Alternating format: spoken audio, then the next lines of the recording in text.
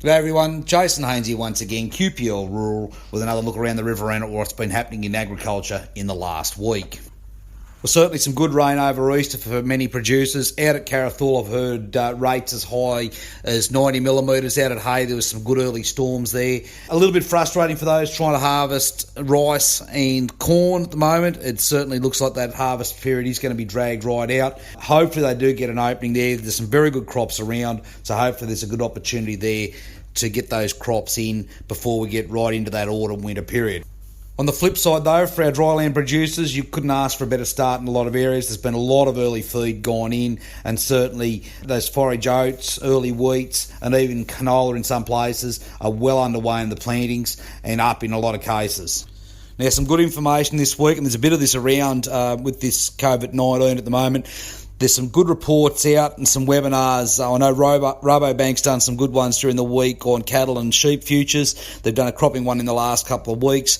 There's a good one today put on by the cotton industry about weather forecasting and what the future might hold for a dryland season. So certainly some very good content out there for those who are looking for information on markets and forecasts and what might change over the next few months.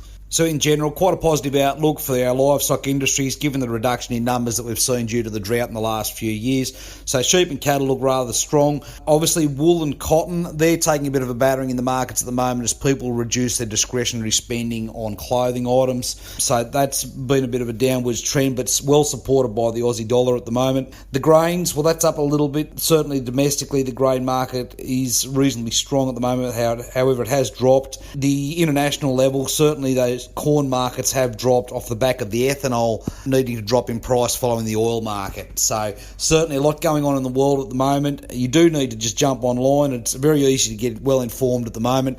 There's certainly some very good information out there, and I must say agriculture, as always, has been the shining light out of a lot of this chaos in the world at the moment. Okay, now time to have a little closer look at home at some of the listings we've got at the moment. I wanted to talk about Kerrylands again. It's one right on the outside of Narendra here, a very diverse property and a great investment.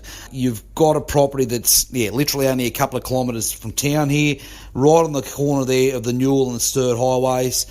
Now, this has got a lot going for it, this little property. A mid-Murrumbidgee deep bore. Now, there's not too many of these around, and that mid-Murrumbidgee price on that temporary water, if you've been in that lower Murrumbidgee space, you need to pay attention to this because it's a good investment.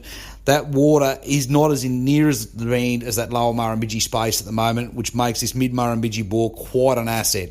On top of that, the country's currently leased out, and we're getting plenty of inquiry from people that would like to lease that country at the moment, just because of its location, the access to that bore.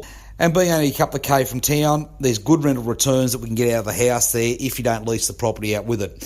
So whether you want to operate this farm by yourself, there's plenty of opportunity there for lucerne crops, forage, dryland cropping, a great lamb trading block, certainly for bringing lambs in, finishing them. You won't get a better located lamb trading block, only that 100k out of Wagga, and good access down to those southern markets. So there's good investment to be had in Kerrylands. The vendor's open to offers at the moment, so I would encourage you to come in. It's a good bite-sized parcel there, and there's a lot that can be done with this block. I'd encourage you to jump on it now. There's time to get in there and get started with our 2020 dryland season. There's been an awful lot of chicken litter and etc. put on this block in the last 12 months, so it's pretty much primed and ready to go. Now, for those also thinking about testing the market at the moment, we've got active buyers in that dryland space.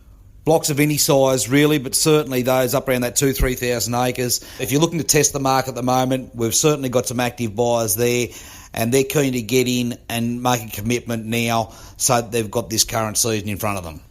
Now, as always, if you'd like any more information, give me a call. It is business as usual. It might be done a little bit differently at the moment. We might be doing virtual tours and a lot of stuff online, but it's business as usual. There's still buyers out there wanting to buy.